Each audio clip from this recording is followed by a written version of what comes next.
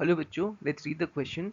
The average kinetic energy of the molecules of an ideal gas at 17 degrees Celsius has a value of E. The temperature at which the kinetic energy of the same gas becomes 3E is. So question में बोला गया है कि हम लोग के पास एक sample of molecules है आइडल गैस के एट 17 डिग्री सेल्सियस उनकी एवरेज काइनेटिक एनर्जी इज ई. तो हम लोग को निकालना है टेम्परेचर ऐसा जिस पे उनकी एनर्जी 3E हो जाएगी. Okay, so let us see the key concept over here. की concept. So average kinetic energy, average key kinetic energy of ideal gas molecules, ideal gas molecules at temperature T. यहाँ पे क्या एक relation आता है temperature T.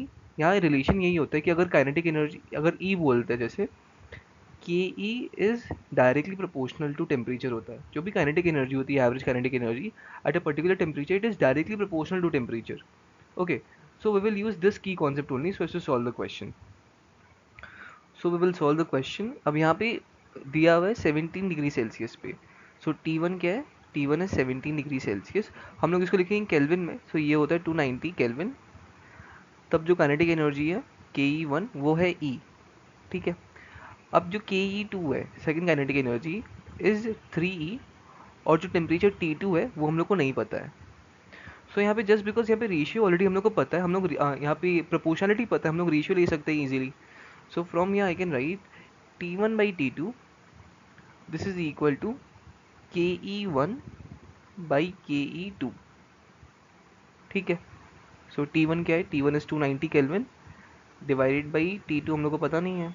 This is equal to E/3E.